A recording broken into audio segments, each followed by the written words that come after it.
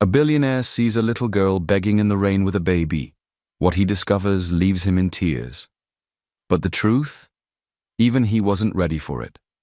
What started as an act of kindness uncovered a secret buried for 10 years. And a love story he thought was long forgotten. Sit back and enjoy this captivating tale of love, loss, and redemption. A story that proves sometimes the people we're meant to protect are the ones we never even knew we had. It was still early, but the city was already busy. Cars moved slowly through traffic. People walked fast with umbrellas, coats, and bags. The rain fell without stopping, soft but cold, like the sky was crying quietly. At the corner of a busy road, a little girl stood alone. She was just 9 years old. Her name was Sophia. She had no umbrella, no shoes. Her small dress was wet and stuck to her body. She held a baby in her arms, wrapped in an old, thin cloth. The baby was shaking, too cold to cry properly. His tiny body moved up and down as he breathed. Sophia was shivering. Her lips were purple from the cold. She tried to sing a quiet song just to help the baby sleep. "Don't cry. I'm here. We'll be okay." But her own voice was shaking too. Next to her was a small bag. Inside it was an empty feeding bottle and a piece of cloth that was already wet. Her back hurt from standing too long, but she stayed. She didn't want to leave. She didn't know where else to go. People walked past. Some looked at her with pity. Some looked away like they didn't see her. Others whispered and judged. 2 men stopped nearby and looked in her direction. "Who leaves a child to beg in the rain?" one asked. "Maybe it's a scam," the other replied. "These people now, they even rent babies to beg. It works better. More pity, more money." Sophia heard them. She didn't say anything. She just looked down at the baby's face, wiped off the water gently with her sleeve, and rocked him again. Then she stretched out her hand. Her voice was soft, tired, but full of pain. "Please, help me. Just small food for my baby brother. He hasn't eaten." No one stopped. One woman slowed down and looked at her, but then walked away quickly. A man in a fine suit walked past like she wasn't even there. Sophia slowly dropped her hand again. She held the baby tighter. Her stomach was empty. But that didn't matter. She could stay hungry. She just didn't want him to cry from hunger again. Not today.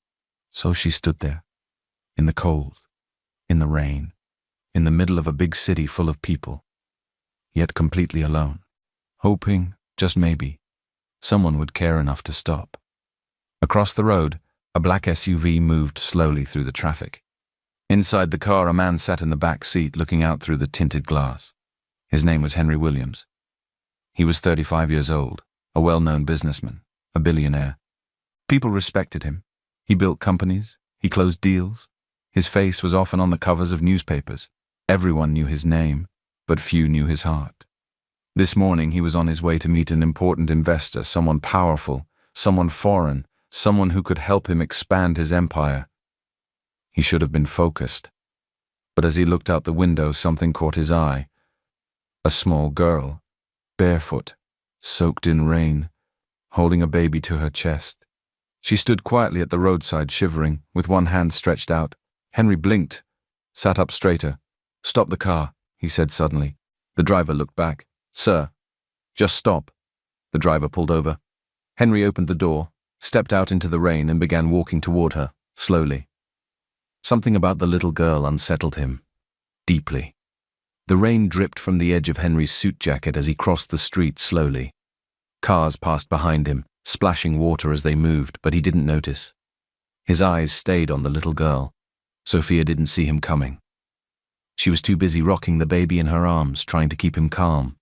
Her small lips moved, whispering something soft and tired, a lullaby only the baby could hear. Henry came closer and bent down gently, trying not to scare her. "Hey," he said quietly, "where are your parents?" Sophia didn't answer. She didn't even look up. Her hands stayed wrapped around the baby's small frame, trying to keep him warm. Henry waited. Then he spoke again, softer this time. "Can you hear me? Are you okay?" Slowly Sophia looked up. Her face was pale. Raindrops clung to her cheeks like tears. Her eyes were wide but not frightened, just tired. Too tired for fear. She looked at him for a long second, then said quietly but clearly, "They're gone." Henry felt something shift inside him. The way she said it, not with drama, not with begging, just the truth, plain, heavy, real. "I just want to find food," she whispered. Her voice cracked, but she kept going. "For my baby brother, that's all." Henry looked at the baby. He was so small, wrapped in soaked cloth, his fingers barely moving. Then he looked back at Sophia. Her thin arms, her wet dress, her bare feet. "Come with me," he said softly. Sophia pulled back a little. Her eyes narrowed, not from anger but fear. She had heard stories, rich men, strange men, child kidnappers. She didn't know who he was. She didn't know if this was a trap. Henry saw it in her eyes, the fear, the hesitation. "I won't hurt you," he added quickly. "You don't have to talk much. Just let me help." Sophia looked at the baby again. He let out a soft whimper. She looked back at the man in front of her, tall, quiet, with kind eyes. Something about his face, the way he spoke. It didn't feel dangerous. It felt safe. Still shaking, she gave a small nod. Henry reached out his hand, but didn't rush her. She took a slow step forward. They walked together to the car. The driver opened the door, confused, but said nothing. Inside the warm vehicle, Henry picked a clean towel from the seat and handed it to her. "Here," he said. "Use this for the baby." Sophia took it with both hands. "Thank you, sir," she said, her voice barely above a whisper. Her fingers trembled as she wrapped the baby gently. She didn't even try to dry herself. All her care, all her focus was on the tiny child in her arms. Henry watched her in silence. This was not normal. No child her age should be this calm in the middle of such pain. Something was wrong, very wrong. But he said nothing, not yet. He just sat back and watched the storm outside the window continue to fall. The car moved slowly through the streets, wipers brushing away the rain.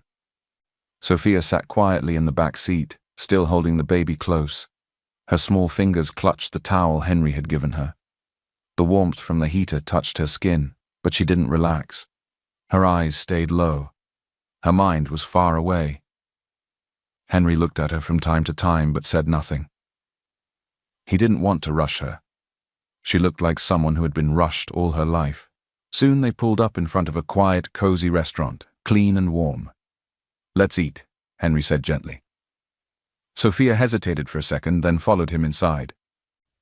They sat at a corner table. The waiter brought food, a plate of warm rice and beans, a bottle of water, and some soft bread. Sophia stared at it. Then slowly she placed the baby on her lap, opened the towel, and dipped her fingers into the food. She didn't eat first. She fed him. One small pinch of mashed beans at a time, carefully placed into his tiny mouth. Henry watched quietly. He didn't interrupt. He had never seen anything like it. A child feeding another child with more care than most adults showed their own. When the baby finally slept full and warm, she picked up the spoon and began to eat. She didn't rush.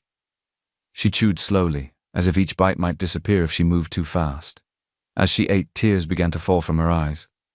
Not loud tears, just soft ones, one by one. Henry reached for his napkin but stopped. He didn't want to make her uncomfortable. So he let her be. When she was done, she wiped her mouth with the back of her hand and looked up at him. Her face was calm, but her eyes were older than they should be. Henry leaned forward a little. "What's your name?" "Sophia," she said quietly. "How old are you?" She held up 9 fingers. He nodded. "Sophia, can I ask you something?" She nodded once. "What happened to you?" Sophia looked down at the sleeping baby. She ran her fingers gently across his cheek, then began to speak. "My mama got sick," she said. "We were homeless. She was coughing, shaking." Henry's eyes narrowed slightly. "We had no money. She couldn't see a doctor. No one helped. She swallowed hard, fighting the memory. She died weeks ago." Henry didn't speak. Sophia continued, her voice low. "Before she died, she told me to run with the baby. She said people might hurt us if we stayed." Henry leaned in. "The baby." Is he your brother? She nodded. My half-brother. His papa ran off when he found out she was pregnant. Henry looked at the baby again, so small, so innocent, sleeping in his sister's arms. He whispered, "And your father?" Sophia took a deep breath. Her voice dropped even lower. He died too. She didn't say how. She didn't need to. Her words fell heavy between them like bricks, the kind of truth too big for a child to carry, yet she carried it anyway. Henry sat back slowly. He didn't know what to say. His throat felt tight. He looked at this little girl, this child who had been surviving all alone, in the streets with a baby on her back, and not once had she asked for anything for herself. Only food for him. Only safety for him. He stared at her for a long moment. And something inside him changed. He glanced at his watch. His heart dropped. He had forgotten the time. His meeting, the one he was supposed to attend hours ago, was with a major investor from Dubai, someone he had waited weeks to see, someone who didn't like delays. But when he looked at Sophia, he couldn't imagine just walking away. She sat across from him, gently rocking the baby, her eyes still tired but calm now. Her clothes were still damp, but her grip on the child was steady. Henry stood up slowly. "I have to go somewhere," he said carefully, "just for a short time." Sophia looked up. "I have a very important meeting, but I don't want to leave you alone like this." He turned to a middle-aged woman behind the counter, the restaurant manager. "Please," he said, pulling her aside. "Let her sit here. Give her anything she needs. I'll come back for her." The woman nodded kindly. "Of course, sir." Henry looked at Sophia again. "I'll be back soon," he said gently. "Please wait here for me." Sophia didn't say anything, but she nodded. Henry reached into his pocket, dropped a few bills on the counter, and rushed out. His driver opened the car door. They sped off into the street. Sophia sat for a while, holding the baby close, but something didn't feel right. Her fingers moved slowly across her chest. Then she froze. The necklace. It was gone. A small beaded pendant, nothing expensive, just old and handmade. It had belonged to her mother. Her mother had told her many times, "Keep this with you, always." It was the only thing she had left, the only piece of her mother she could still touch. She stood up quickly, heart racing. Maybe it fell outside.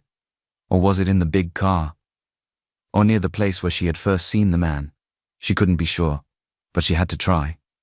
"I'll come back," she whispered to herself. "I just need to find it, just for a minute." She looked at the baby, still asleep in her arms, tightened the towel around him. Then she stepped outside, barefoot again, into the wet street, and walked away from the place she had just begun to feel safe. Meanwhile, the meeting ended later than Henry expected. He had rushed through the final minutes, distracted and restless, barely listening to the investor's closing remarks. As soon as the handshakes were done, he stepped outside, loosened his tie, and got into his car. "Take me back," he said to the driver. The restaurant. The rain had stopped completely now. The sky was still gray but dry. When they reached the restaurant, he stepped out quickly. He walked inside. The manager saw him and came forward. She wiped her hands on her apron. "Sir, welcome back." Henry didn't waste time. "Where's the girl?" The woman looked confused. "Girl? The one I left here, with the baby. She was sitting right there." "Oh, yes, the little one." She frowned. "She sat there quietly for a while, then I didn't see her again." Henry's heart dropped. "What do you mean you didn't see her again?" "I thought maybe you picked her up, or she left with someone you sent." "No." His voice was firm but quiet. "She was supposed to wait for me." He looked around, as if she might still be hiding in a corner. But the restaurant was small. There were no corners to hide in. He sat down at the same table, ran his hand through his hair. Maybe she left because she got scared. Maybe she didn't trust him after all. Or maybe... He leaned back and exhaled deeply. Maybe she lied. Was it all an act? The story, the tears, the baby. Could someone really be that good at pretending? He had seen people lie before, for money, for sympathy, for games. Maybe she was one of them. Maybe she had done this before with other strangers. But no, something didn't sit right.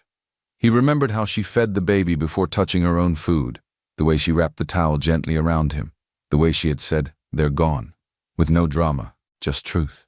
It didn't feel fake. It felt real. Henry sat there for a while, eyes on the door, waiting. But she never came. Eventually he stood up, thanked the manager, and walked out, slowly, heavily, like someone who had lost something they didn't understand yet. He got into the car, silent. As the vehicle pulled away, he turned once to look back at the restaurant. Still no sign of her. On the other side of town, Sophia walked as fast as she could, her bare feet splashing in small puddles, her arms wrapped tightly around baby James, who had begun to cry again. Her eyes scanned every corner, every gutter, every patch of ground. She searched near the place where she had stood earlier that morning. She asked a street cleaner if he had seen anything, a small necklace with beads and an old broken clasp, but he shook his head. Sophia's breathing grew heavier. Her chest hurt from running. Her legs were shaking. But she didn't stop. She walked up and down the sidewalk, through the same spots over and over, holding James with one hand, moving wet leaves and small trash with the other. "James," she whispered through her tears. "I lost it. I lost Mama's necklace." The little boy didn't understand. He just whimpered in her arms, his small head resting against her shoulder. Sophia sat down beside a dusty wall and wiped her face with the back of her hand.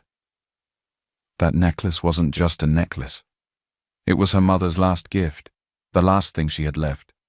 Her mother had once said, "Keep it with you always, Sophia. If anything ever happens to me, keep it close." And now it was gone. She had stayed out too long, searching. The sky had started to dim again. Suddenly she stood up. "The man," she whispered to herself. She turned and ran, carefully but fast, back to the restaurant. Maybe he was still there. Maybe he had waited. She reached the small building, breathing hard. Walked inside, eyes wide, looking around. But the chair was empty. The table was clean. The man had not come back. She ran to the counter. A different woman was standing there, younger, distracted, packing food in a plastic bag. "Excuse me," Sophia said, her voice trembling. "Please. The man who brought me here. Is he still around?" The woman looked confused. "Oh, sorry, my shift just started. The woman who was here before, she's gone." Sophia stood frozen for a second. Her hands shook. She stepped back slowly, holding James tighter. Then she turned away from the counter and walked outside. The baby was quiet now, resting on her chest. But Sophia wasn't. Tears poured from her eyes as she sat on the steps outside the restaurant. She rocked him gently and whispered, "I lost the only chance we had." She didn't even know the man's name. She didn't know where he lived. She didn't have his number, only the memory of his face and his kindness. She stood up again slowly, looked around. There was no sign of him anywhere. No big black car, no familiar voice. Just the empty street, wet ground, and fading light. "Maybe I'll never see him again," she whispered. And with the baby asleep in her arms, Sophia walked away, heartbroken, barefoot, and alone. The Williams mansion sat quietly on a small hill just outside the city. Wide glass windows, soft lights, and the hum of music playing gently in the background. It wasn't a party, just a quiet celebration. Amanda Williams, Henry's younger sister, had just returned home. She had spent the last 2 years abroad completing her master's degree. Now, at 28, she was finally back. The siblings sat on the balcony, a tray of fruit between them, the city lights blinking below. "I still can't believe you're done," Henry said, smiling. Amanda laughed. "Neither can I. London wasn't easy, but I survived." They clinked glasses, non-alcoholic drinks as always, and let the silence between them settle. Their father had passed when Amanda was still in secondary school. Their mother, the strong, proud woman who raised them alone afterward, had died 5 years ago. Amanda had left shortly after to study. Now she was home, and for a moment, things almost felt whole again. Almost. "I saw someone today," Henry said suddenly, staring into the night. Amanda looked at him. "Who?" "A little girl," he said softly, "with a baby, in the rain." Amanda tilted her head, half smiling. "Let me guess. You gave her food. A ride. Probably your jacket too." Henry gave her a look, but it wasn't angry. "You know you've always had that weakness," Amanda teased gently. "You're drawn to people who look like they have nothing." "Don't say that." Amanda blinked. "I was joking." "Well, don't," he said more firmly this time.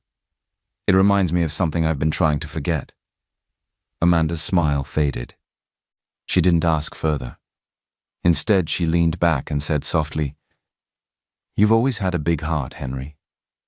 Don't let whatever happened in the past change that." Henry didn't answer. He just looked up at the sky, the memory of Sophia's small hands wrapped around the baby still fresh in his mind. Why did he care this much? Why couldn't he let it go? Back in the city, Sophia sat down at a dusty corner of the same street she had stood on. She had returned to the only place she knew. Her dress was still damp. Baby James was wrapped tightly against her chest. The restaurant was gone. The man was gone. The hope was gone. Now it was just her again. She held out her small hand as people walked past. Some looked, some didn't. No one stopped. She didn't speak much this time. Her voice was too tired. Her eyes were too red. But her heart kept whispering, maybe tomorrow. Maybe he'll come back. Just like that, days passed. But Henry Williams couldn't forget her. No matter how busy his schedule got, no matter how many meetings filled his calendar, Sophia stayed in his mind like a quiet voice that wouldn't go away. The image of her, standing in the rain, feeding the baby before herself, sitting quietly with tear-filled eyes, played over and over. He tried to move on. Tried to tell himself maybe she had made it up. Maybe she was just one of many beggars on the street with a sad story, but his heart didn't believe that. And the thought that it might be true, that she had told the truth, that she had waited for him and was now all alone again, began to trouble him deeply. She was just a little girl. And if everything she said was real, she was out there somewhere, still holding that baby, still sleeping in corners, still hoping someone would help. One morning, he stood by the window in his home, staring out at the city. Then he made a decision. "I need to know," he said out loud. Henry's car pulled up to the street where he had first seen her. It was early. The sun had barely risen. The ground was still damp from the night rain. A few shopkeepers were just beginning to open. A man was sweeping dust from in front of his kiosk. Henry stepped out and walked toward a nearby newspaper vendor, an older man with kind eyes. "Good morning, sir," Henry said politely. "Please, I'm looking for a little girl, about 9. She's always carrying a baby. Have you seen her?" The man looked up thoughtful. Then his face lit up. "That girl," he said. "She's been coming here every morning. She sits just there." He pointed to a quiet corner under a small wooden shade. Henry turned quickly and followed the direction the man had shown. And then he saw her. Sophia. She was sitting quietly in the corner, legs tucked under her. Her head was bowed, but her arms still cradled the baby, wrapped in the same towel he had given her. Her lips were moving, whispering something. Her eyes were red. Henry walked closer. She looked up slowly. The moment their eyes met, hers widened. And before she could speak, he crouched in front of her. "I'm sorry," she said quickly, her voice breaking. "I didn't mean to go. I waited, but I dropped my mama's necklace, and I went to find it. I thought I'd come back in time, but I didn't see it. And when I came back, you were gone."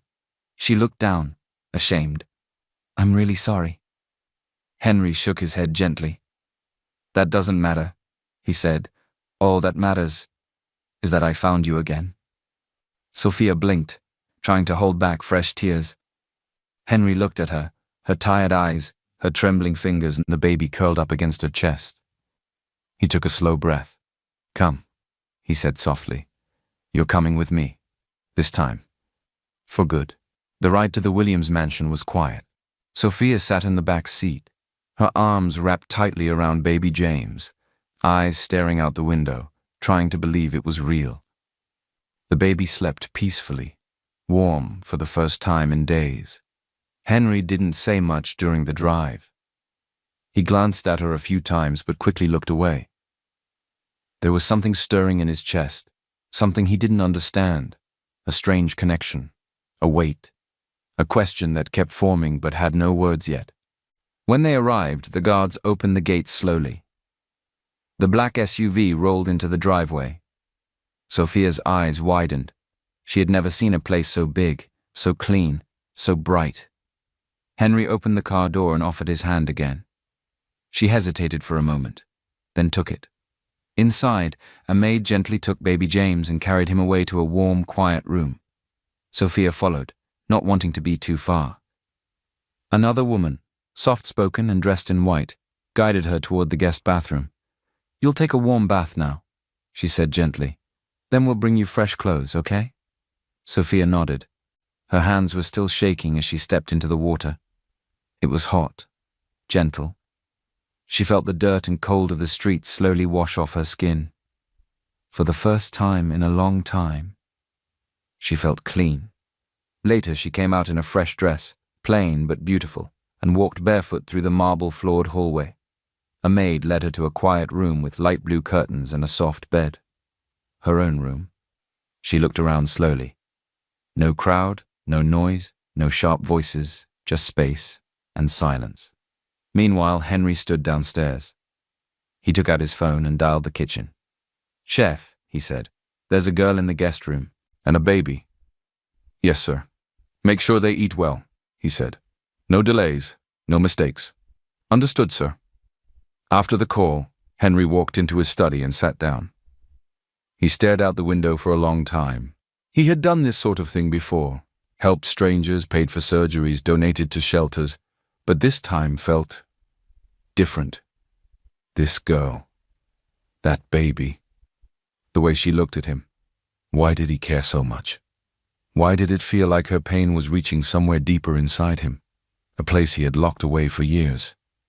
He didn't know. So he kept his distance. He didn't go up to check on her. Didn't ask too many questions. He just waited downstairs, in silence, wondering why this little girl mattered more than he could explain. Days passed. Sophia was still quiet, still careful, but slowly, something in her began to shift. She now slept in a warm bed, ate 3 full meals a day. Baby James was seen by private doctors, given vitamins and soft new clothes. The color returned to his cheeks. Sophia still didn't smile much, but she started to speak a little more. She whispered soft thank yous when the maid brought her food. She gently helped one of the cleaners pick up a dropped broom. She asked where she could wash her towel by herself. Everyone in the house noticed her small kindnesses. But Henry noticed something else. Something deeper. He would catch himself staring at her sometimes, not out of worry, not even curiosity, but something harder to explain. It wasn't just that she was brave or gentle, it was her face. The shape of her chin, the quiet way she spoke, even the way she moved her hands when nervous. She reminded him of someone he had not seen in a very long time. Late one evening, he stood by the hallway window upstairs, arms crossed, watching the sky grow dim. Amanda walked up beside him, holding a mug of tea. You've been standing there forever, she said lightly. Henry didn't look at her. Does Sophia look familiar to you? Amanda blinked. Familiar? She reminds me of someone, he said softly. Amanda leaned against the wall. Who? There was a pause. Then Henry said quietly, Miriam. Amanda went still. She stared down at her tea, then looked back up. Miriam, she said, almost in a whisper. You mean the maid? Henry nodded once. Amanda tried to smile. You're probably overthinking. But her voice didn't sound sure anymore, and something in her face shifted, just slightly, like a wall trying not to fall. Henry looked at her closely. but said nothing more. The morning sun was just beginning to peek through the windows of the Williams mansion when Henry stepped outside for some fresh air. The compound was quiet, peaceful, but his mind was far from calm. He hadn't slept well. Too many thoughts, too many questions. He was still standing near the driveway when his driver approached him, holding something small in a cloth napkin. "Sir," the man said gently, "we found this while cleaning the car. It was stuck under the back seat." Henry raised an eyebrow. "What is it?" The driver opened the cloth slowly, and there it was. A necklace. Old, simple. A string of dull gold beads faded from time. The pendant was heart-shaped, scratched at the edges but still whole. Henry froze. His chest tightened. He reached out slowly, as if touching a ghost. He knew this necklace. It wasn't just any necklace. It was hers. A love token he had once given to Miriam, the girl he had loved many years ago, quietly, secretly, deeply. His hand trembled as he picked it up. For a moment, everything around him went silent. How did this get in my car? Then a memory returned, clear, sharp, and sudden. Sophia, her fingers searching her chest, her panicked voice whispering, "I lost my mama's necklace." Henry's heart began to race. Could it be? Was Miriam Sophia's mother? He turned and rushed back into the house. That same afternoon, he called in a private investigator, someone he had trusted for years.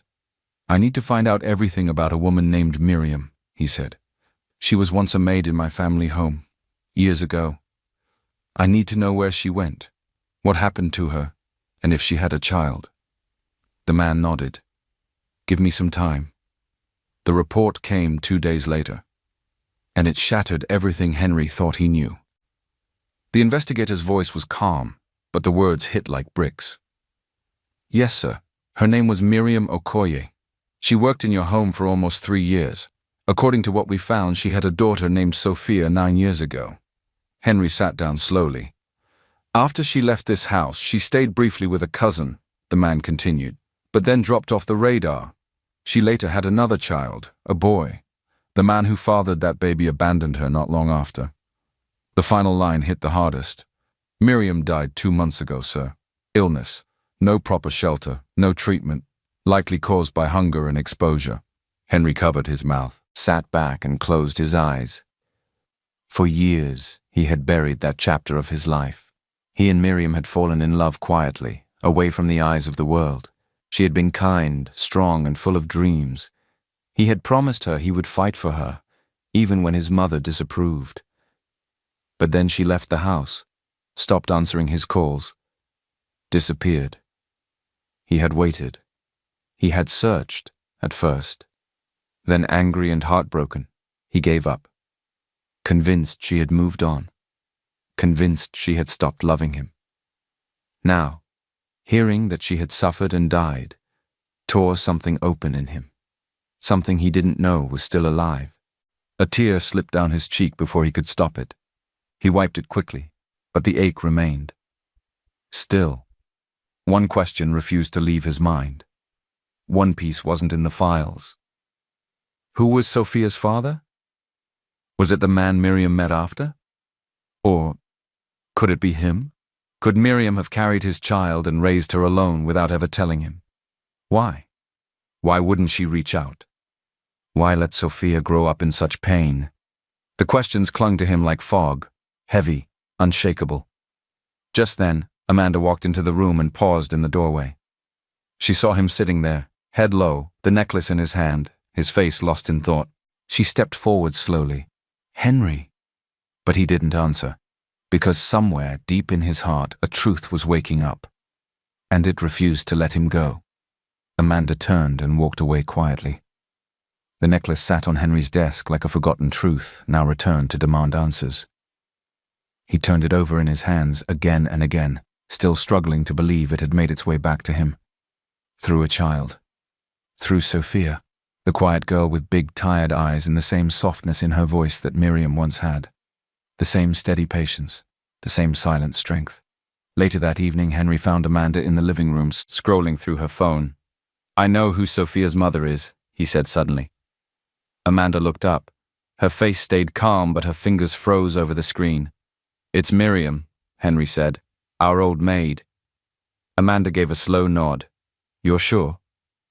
"I found the necklace I gave her, the one she used to wear every day. It was under the car seat." Amanda stood. "Okay, but even if she's Miriam's daughter, that doesn't mean—" Henry stepped closer. "Yes, I know what you are trying to say, but she could also be mine." Amanda didn't speak right away. Then she shook her head quickly. "I'm not sure about that, Henry. She never said she was pregnant, but her voice was too flat, and her eyes didn't meet his." Henry studied her face carefully. "You sure about that?" "I'm sure," she said again, but this time her voice cracked, just slightly.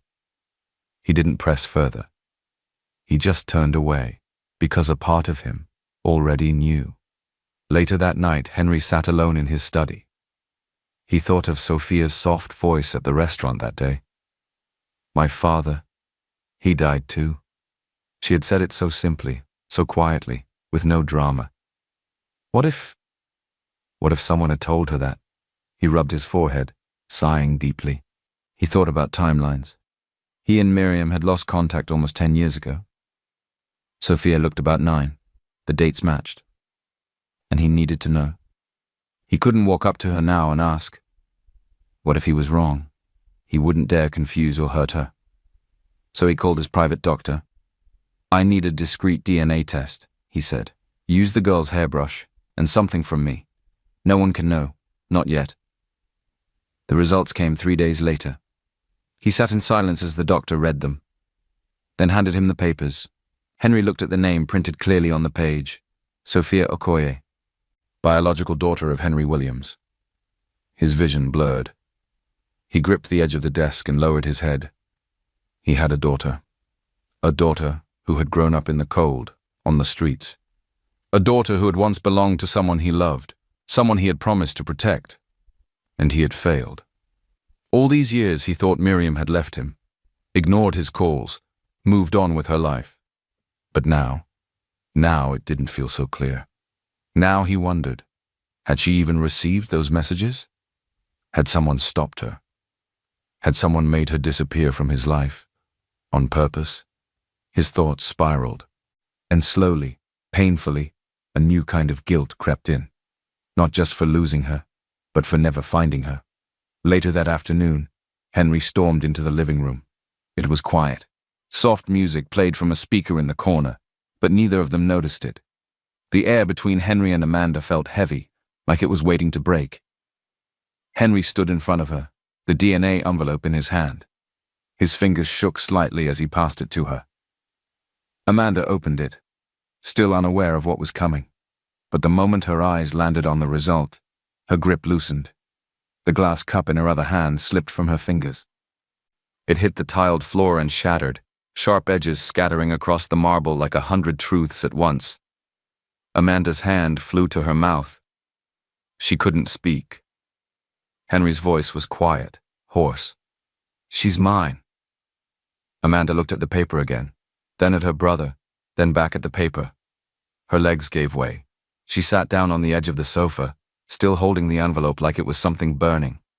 "Oh my God," she whispered. "Oh my God." Tears filled her eyes as something deep inside her began to tremble, and then she broke.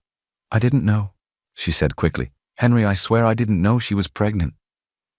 Henry sat down across from her, eyes locked onto hers. He didn't speak, but his curiosity was more than obvious. "I didn't know then," Amanda continued, "but I think I do now." Henry's brows furrowed. Amanda looked at him with red, swollen eyes.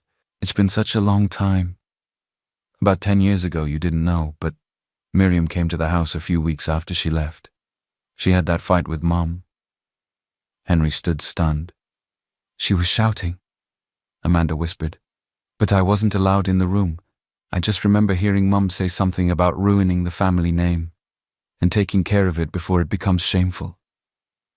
She paused, choking back a sob. "Mom threw money at her, Henry. I remember that. Told her to take care of it. I didn't understand what it meant then. I was just confused. I thought maybe it was about her wages, or that she stole something. Her voice cracked completely. But now I know. It was the pregnancy. Miriam must have told her that she was carrying your child. Henry sat still, frozen. After that fight, Amanda said, wiping her face, Miriam left the house crying, but she didn't take the money. She left it right there on the stairs. I saw it when I came down later. Henry closed his eyes. Everything started to make sense. The unanswered calls, the sudden silence, the way Miriam vanished from his life without a word. She hadn't abandoned him. She had been pushed out.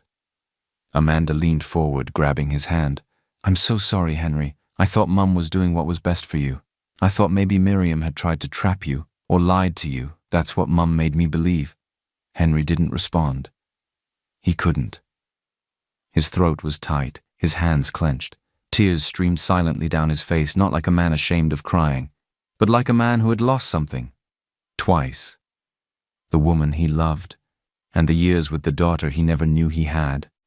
And now, she was gone, buried, forgotten by a world that had judged her too quickly. He broke down, not as a billionaire, but as a broken man, hands shaking, shoulders trembling, heart completely undone. Amanda moved to his side and held him as he wept, no longer trying to explain or fix it. She just held her brother while everything inside him shattered. And outside the mansion, the world kept spinning. But inside Henry Williams, everything had changed forever. Upstairs in one of the guest rooms, Sophia sat cross-legged on a soft bed, watching baby James sleep peacefully beside her. The lights were low. The curtains gently swayed with the breeze. The air was warm, not just because of the room, but because of something she hadn't felt in a long time. Safety. James had stopped coughing. His cheeks were fuller. His fingers no longer curled from cold. She tucked the blanket around him and sat there in silence, hands folded on her lap. They had food now. Clean clothes, a place to rest their heads, and it was better than she had seen in her whole life. They had more than she ever imagined. And yet, a quiet worry still lingered in her chest. She thought about Mr. Henry, how he looked at her, how he spoke to her, how he told the staff to care for her and James. She didn't understand why someone like him would be kind to someone like her, but she was thankful. Still, the fear stayed. What if it doesn't last? What if tomorrow he takes us to an orphanage? The thought made her stomach tighten. She didn't want to go to a place with too many strangers. She didn't want to be separated from James. And strangely, she didn't want to be far from Mr. Henry either. There was something warm about him. Whenever he smiled at her, even just a little, her heart felt lighter, like the sun was returning after a long night. She looked at the door, then at the sleeping baby, then up at the ceiling. Maybe I'll talk to him tomorrow, she thought. I'll beg him not to send us away. I'll tell him I can help around the house. We won't be a burden.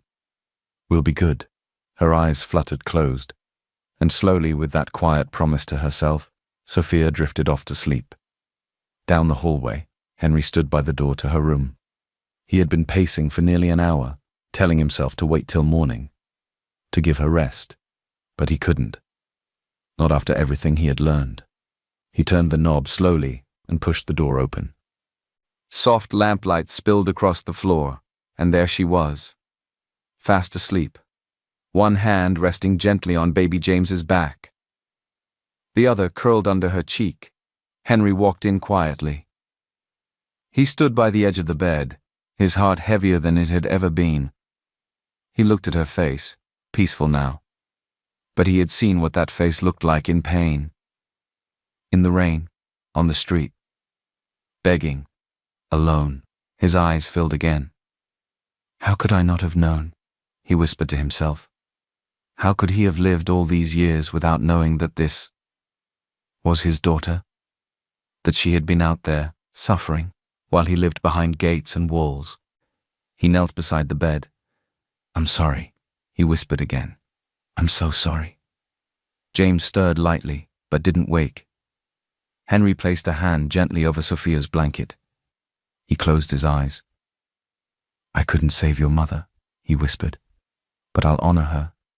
With you." He looked from Sophia to the baby, innocent, helpless, but now, home. "I'll raise you both like royalty," he said softly, "not because I feel guilty, but because I love you. Because it was time to right every wrong." The sunlight touched the curtains gently as morning arrived at the Williams mansion. Birds chirped outside. The air felt clean, fresh, as if the world had pressed a reset button overnight. Sophia sat up slowly in bed, rubbing her eyes. James was still sleeping, breathing quietly, his small hands curled under his chin. She turned and looked at the door. Today she had made a decision. She would talk to Mr. Henry. She would thank him for everything, and she would ask, with all the courage she had, not to be sent away. If he wanted, she could work, clean, wash dishes, carry bags, anything. Just don't chase them out of the house. She dressed quietly and walked down the hallway, her little heart pounding in her chest. When she saw Henry in the study, she paused. He was standing by the window, back to her, holding something in his hand, something small and golden. She opened her mouth to speak, but he turned before she could. "Sophia," he said softly. She froze, then nodded. "Good morning, sir." He looked at her for a moment. His voice was low, careful, almost afraid of the answer. "Your mother, did she ever mention a man named Henry Williams?" Sophia blinked, then slowly nodded. "Only once," she said. "She said he was my real father, but she told me never to look for him." Henry's breath caught in his throat. "She said he had a new life." The silence that followed was like the sky holding its breath. Henry stepped forward, eyes filling again. His voice cracked. "All this time," he whispered, "you were standing in the rain, begging, and I never knew." His hands shook. He thought about Miriam, her soft laughter, her quiet strength, the way she used to sing while folding clothes, the way she used to say, "I'll never bring shame to your name." She hadn't walked away. She had tried to protect him. She had carried the burden alone, all these years. He dropped to his knees and wrapped his arms around Sophia. "Welcome home, my daughter." She didn't know what to do at first, but slowly, she held him back. "I didn't leave you," he said through tears. "I just didn't know, but I'll never leave again." He reached into his pocket and pulled out the necklace, the one that had once been Miriam's, the one she had lost, that had somehow made its way home. He placed it gently into Sophia's hand. "This is yours now," he said. "From your mother. She would want you to have it." Sophia stared at it. She touched it to her chest, nodded slowly and held it tight. Over the next few weeks, life began to bloom again. James was healthier than ever. Doctors said he was responding well to food and warmth. He giggled when Sophia played with him, and sometimes even reached for Henry when he entered the room. Amanda, once unsure, now visited their room daily. She brought Sophia books, sat with her while she learned to write her name. They peeled oranges together on the balcony, and for the first time Amanda said it out loud. "She reminds me of Mum, and of you too." Sophia smiled. She had a family now. Not a perfect one, but a real one. Healing had begun. And even though grief still lived in the walls, love was building something stronger. The air was soft that afternoon at the Williams mansion. The garden was in bloom, and the sound of baby James's laughter echoed from the garden where Sophia sat playing peekaboo with him under the shade of an umbrella. Inside, Henry was finishing some paperwork in his study when the gate buzzer rang. A few minutes later, one of the guards knocked lightly. "Sir," he said, "there's a woman asking to see you. Says her name is Nora. Claims she's related to the baby." Henry's brows pulled together. "Let her in." He stood and walked to the sitting room, unsure of what to expect. Moments later, the woman stepped in. She was in her mid-30s, dressed simply, her eyes tired but kind. Her hands trembled slightly as she clutched a worn purse. "Good afternoon," she said softly. "My name is Nora. I've been looking for my nephew for months." Henry's voice was gentle. You mean James? She nodded quickly, her eyes already glassy. Yes, his father, Elijah, was my brother. After he died, I tried to find the woman he left behind, but nobody would tell me where she went. Henry's chest tightened. He gestured for her to sit. She sat down slowly and wiped her face with a small handkerchief. I only just found out that Miriam passed. No one told me. I didn't even know she had another child. Henry nodded quietly. Miriam was She was very dear to me. Nora covered her mouth. And the children? Are they okay? They're more than okay, Henry said, his voice steady. They're home. Just then, Sophia walked in, holding James. She paused when she saw the unfamiliar woman. Nora stood quickly, unable to stop the tears. Oh my God. He looks just like Elijah did when he was little.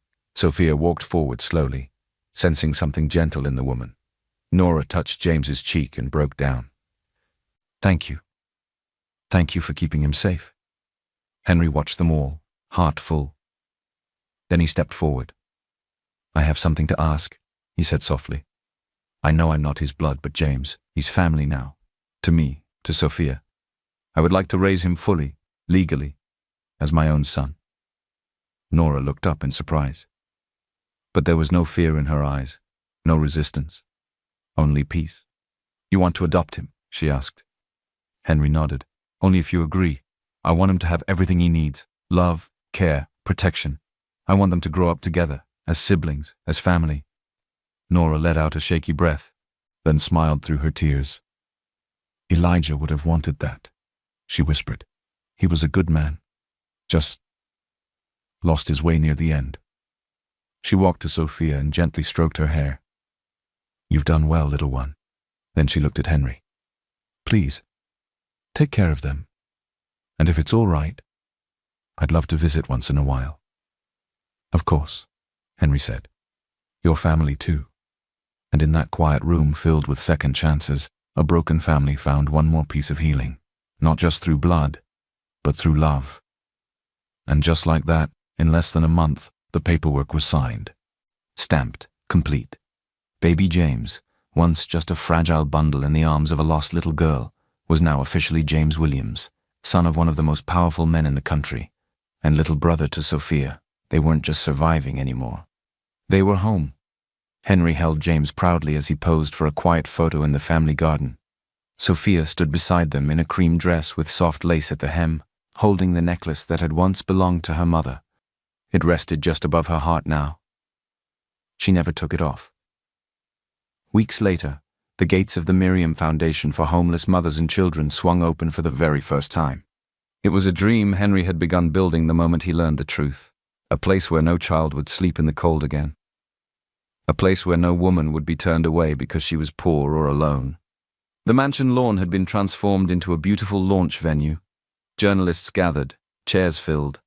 A white stage stood under a canopy of soft lights and flowers. Sophia stood on that stage in a simple white dress. James, now stronger and playful, babbled beside her in Henry's arms, giggling and clapping as if he knew this was his moment too. Henry stepped up to the microphone.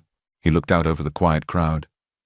Then down at the girl who had once stood in the rain, begging not for herself, but for the baby in her arms. His voice was calm, but strong. I thought I had everything, he said, until a little girl in the rain taught me what it means to truly love. The audience fell silent. A few people wiped their eyes. Henry smiled gently. Then he looked out across the crowd and added, Life doesn't always follow the path we expect. Sometimes the greatest blessings come in the middle of a storm, wrapped in nothing but tears, hope, and the smallest, outstretched hand.